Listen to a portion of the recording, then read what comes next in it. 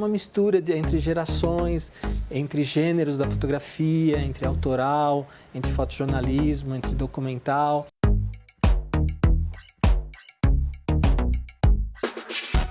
Minha profissão não é acreditar, é só escrever.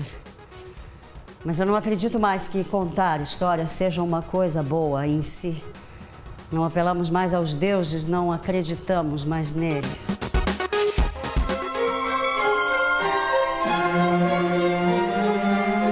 Tem uma coisa curiosa que o Beethoven é o primeiro compositor clássico a não usar peruca. O que também mostra ali algum caráter mais revoltado dele.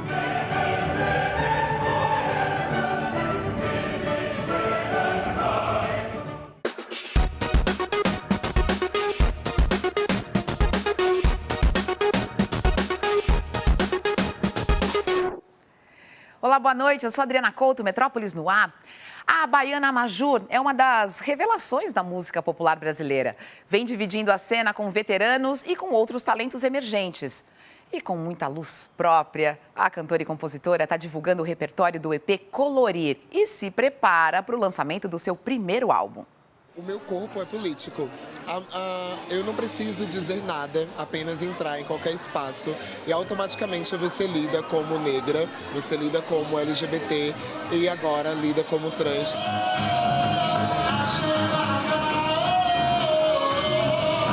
Que som é esse que você faz? Difícil responder essa pergunta, porque até eu mesma me pergunto de onde que vem a minha voz.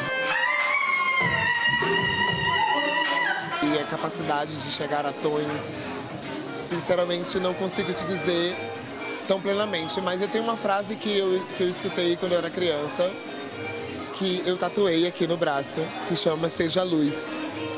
Eu tenho ciência disso e eu acredito que todo esse talento serve para alguma coisa, com certeza para mudar a vida de pessoas.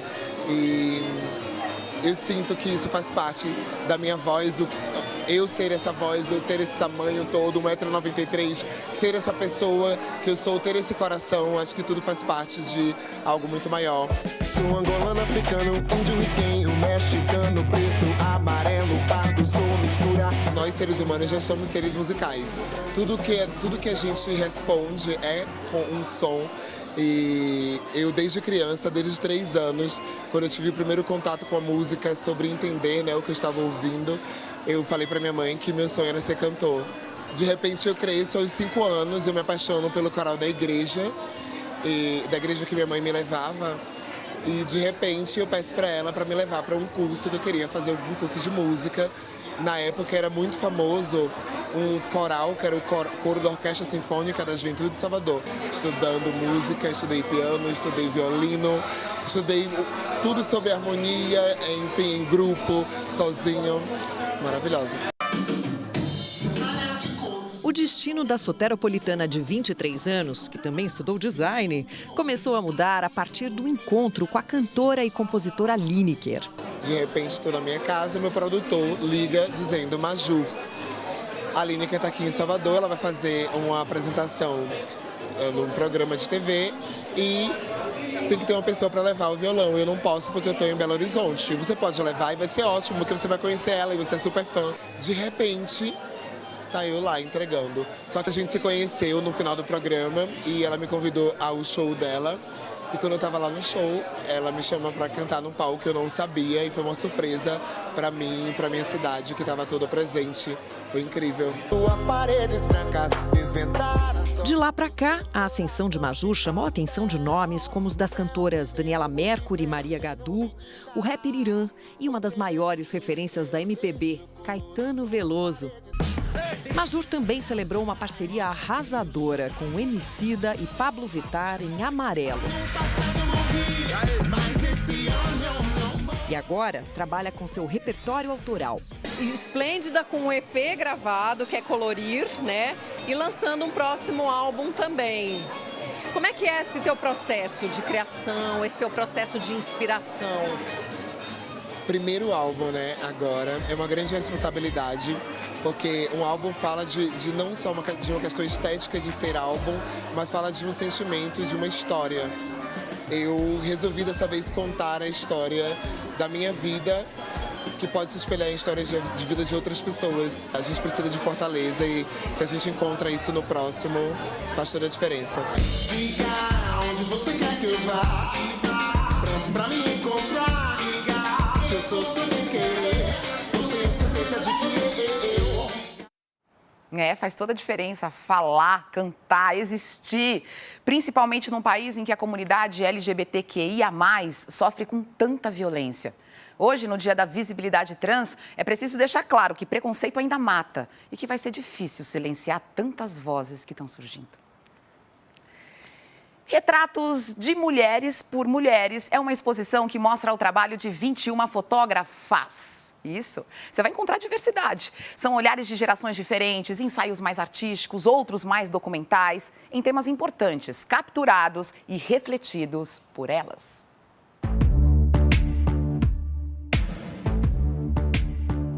São sempre mulheres fotografando mulheres. Sim, é retrato de mulheres por mulheres, então esse foi o objetivo. Tem algumas mulheres que fazem isso a vida inteira, né? Que fotografam esse tema, que são coisas que elas sentem incomodadas, né?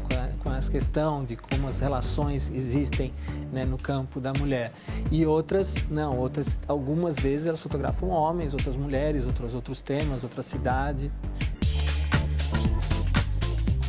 Temos um vasto número de fotógrafas aqui, a gente sabe, né, que é isso. As mulheres, elas são menos de 10% das fotógrafas representadas em agências. Você até me falou que as mulheres são muito fotografadas e ganham um pouco, por isso quer dizer... a sua ideia também era falar sobre isso, quer dizer, trazer essa produção para que as pessoas conhecessem essas mulheres e seu trabalho? Sim, eu acho que é importante mostrar essa diversidade também, né? Porque tem algumas fotógrafas que a gente conhece muito. Tipo, né? A Cláudia Andojara. Que está agora fazendo uma grande retrospectiva, né, na França, né? Que é a grande rainha, né, da fotografia brasileira. Que abre essa exposição, né? Que abre, só poderia ser ela, né? E aí, a partir daí, é uma mistura entre gerações, entre gêneros da fotografia, entre autoral, entre fotojornalismo, entre documental. Então, eu acho que essa diversidade, essa mistura é que dá esse caldo para a gente perceber um pouco essa riqueza.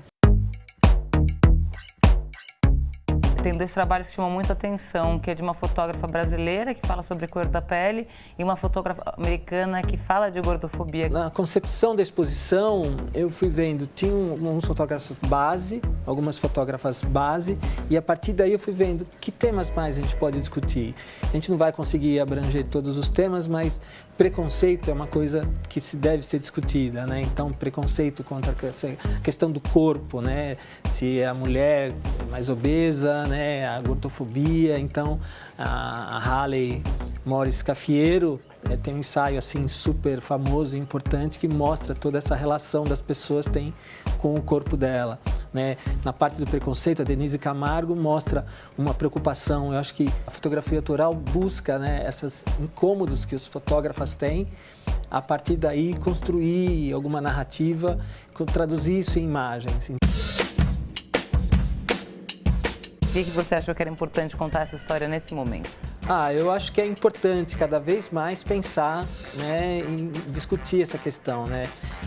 Pesquisar sobre mulher, eu já fiz uma exposição nos anos 90, há 10 anos atrás e agora. Então, a cada 10 anos resulta num trabalho e eu percebo essa diferença. E eu acho que o momento que a gente vive é muito importante. Eu acho que com o aumento do feminicídio, né, pensando em todas as questões, né, da autoestima, do empoderamento. Além da exposição, tem várias atividades programadas ligadas a ela, né? A exposição começa com um presente para a cidade, né? Mas durante os 3 meses de tempo da exposição, em março, a gente vai fazer uma série de atividades relacionadas com oficinas, saídas fotográficas e palestras sobre o tema, e termina a exposição em maio.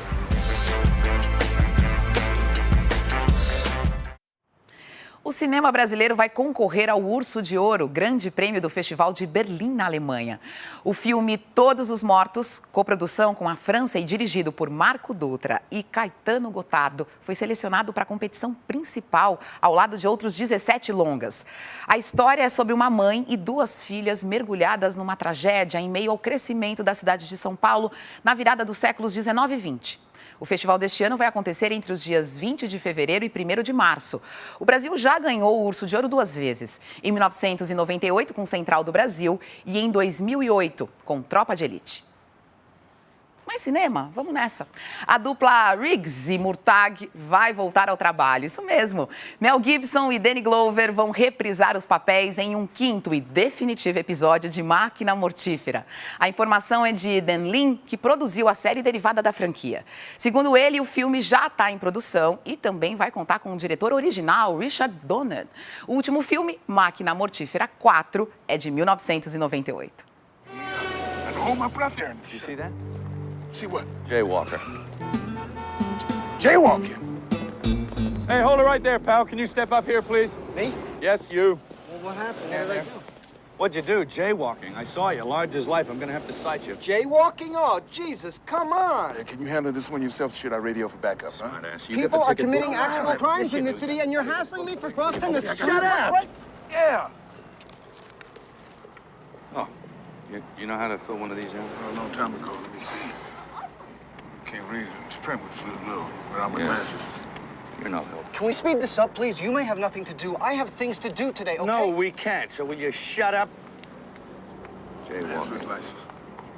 Yeah? License? Yeah, Jaywalking? Yeah, jaywalking. I don't have it on me, okay? I wasn't driving, okay? I was walking. What, do I need a walking license now? Let's just shoot What is he, crazy? Get out of the way, Roger. I'm gonna drill him. We can make it look like suicide. Get out of the way. We can make it look like suicide. Video camera. I don't care. I'm still gonna drill him. Get out of the way. Get out of here before my brother kills you. No, that way. Not that way. This way. This way. Over there. Go right now. Run. Yeah.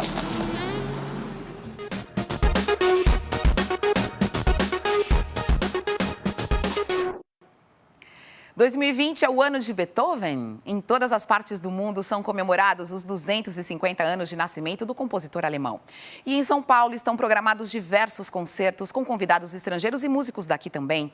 Quem nos atualiza sobre essa celebração da música e fala sobre o gênio é a nossa colunista Isabela Pulfer. Em 2020, o mundo todo celebra os 250 anos de Beethoven. É um dos meus compositores favoritos e de muita gente também. Ele tem uma obra muito variada. De sinfonia, ele tem 9. E dentro dessas 9 sinfonias, a gente tem um monte de coisa. Você tem a terceira sinfonia, que é chamada de Heróica, que inicialmente ele dedicou ao Napoleão, mas quando ele soube que ele se intitulou Imperador, ele rasgou essa partitura e homenageou outra pessoa.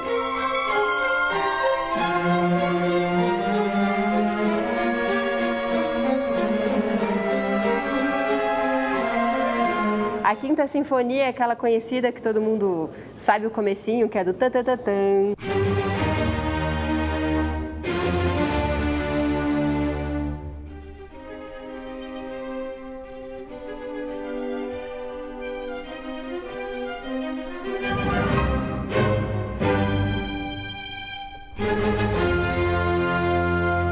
A sétima também tem o segundo movimento, que já foi usado em vários filmes.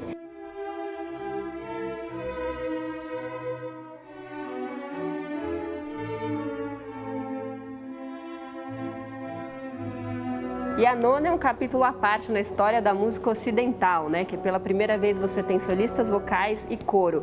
E é um monumento, acho que é dessas peças que a gente não vai cansar de ouvir nunca.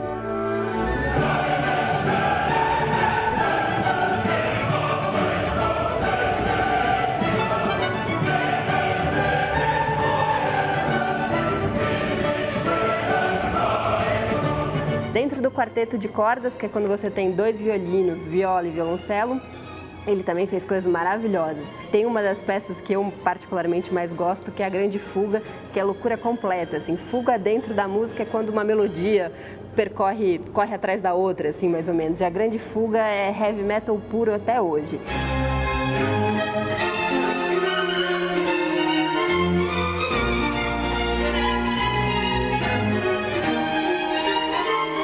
Todo esse universo a gente vai poder ouvir aqui em São Paulo.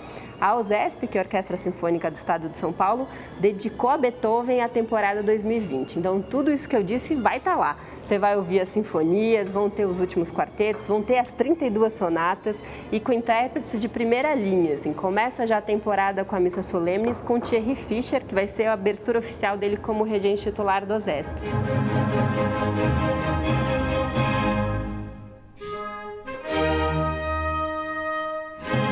também o trio Wanderer, que é logo em março, que eles fazem vários trios do Beethoven. Quarteto de cordas também, o Quarteto Hagen faz um concerto dedicado ao Beethoven. E dentro do Teatro Municipal, em dezembro, vão ter as 9 sinfonias de Beethoven e os 5 concertos para piano com a Olga Kern, tudo em dia consecutivo, assim. Então você vai ter assim, um mergulho dentro do Beethoven.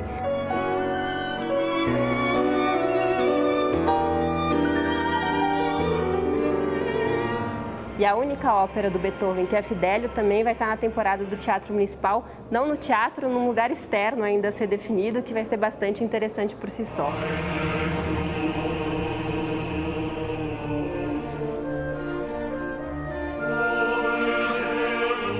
Então, se você gosta de Beethoven, esse é um ano para você ouvir muito. Se você não conhece muito, também é a chance de você ouvir um pouco mais, porque vai ter Beethoven tocado por orquestras brasileiras, intérpretes nacionais e internacionais, nas principais salas de concerto aqui de São Paulo.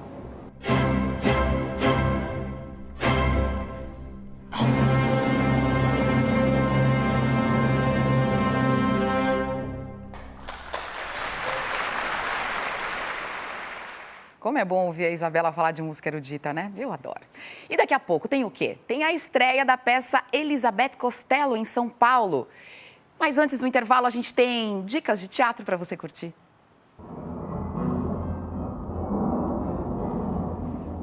Eu acabo de completar 76 anos.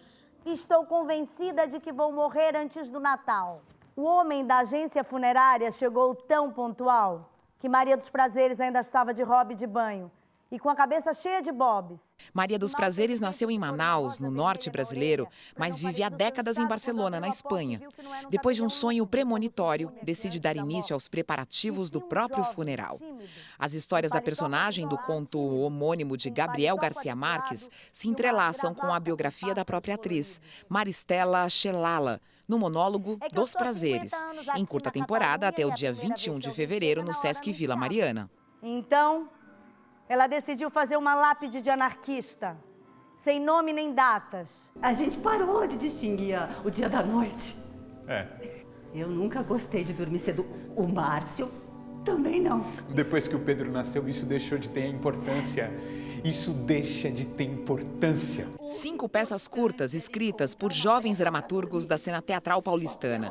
O espetáculo Corpo investiga os estranhamentos que vivemos com situações corriqueiras e foi inspirado no texto O Inquietante, de Freud. Tem um casal que discute as mudanças em suas vidas com a chegada do filho e um outro que se assusta com o aparecimento de algo estranho no corpo de um deles.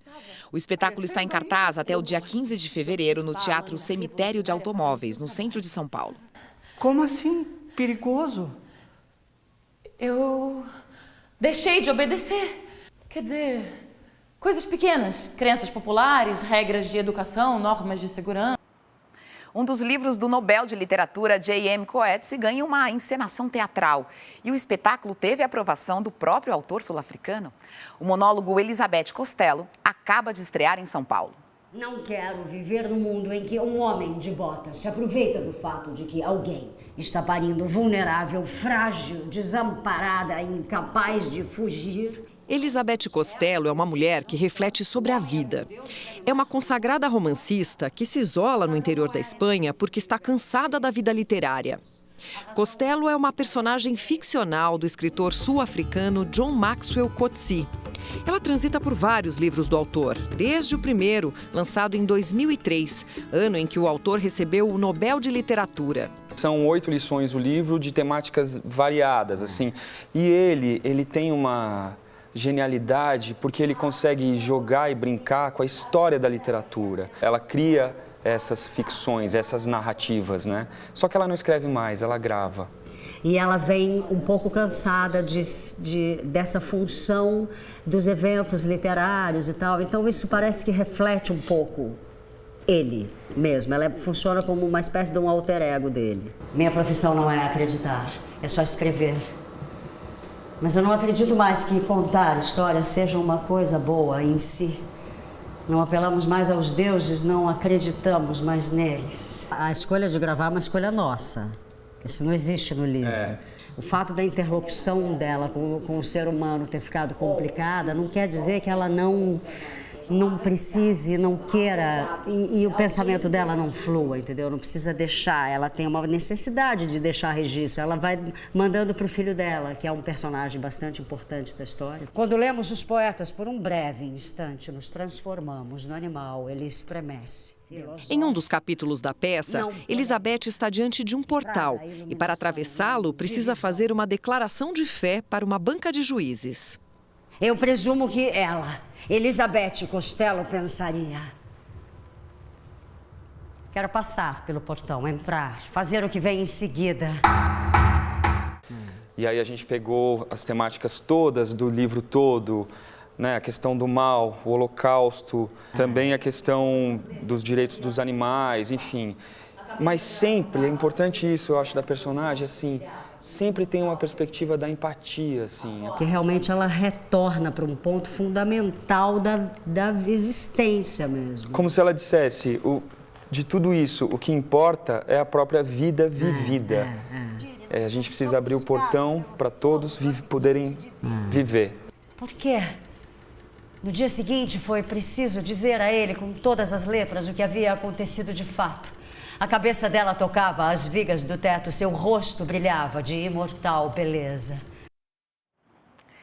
Quer ouvir mais música? Então tem mais um pouquinho da Majur para encerrar o Metrópolis de hoje. Eu te espero amanhã, logo depois do Papo de Mãe. Um beijo.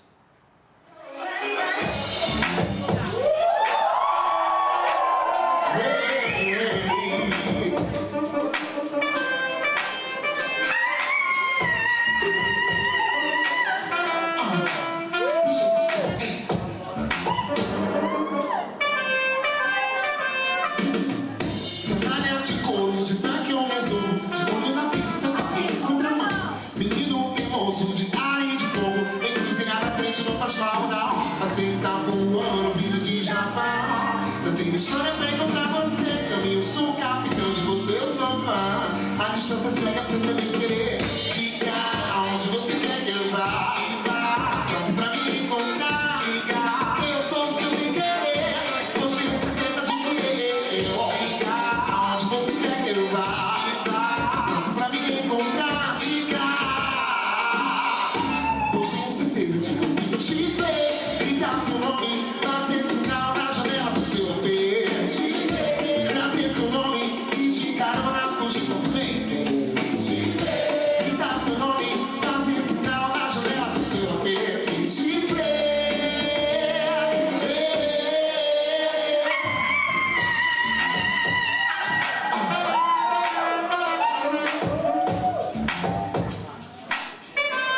Piri para mandar aldeia.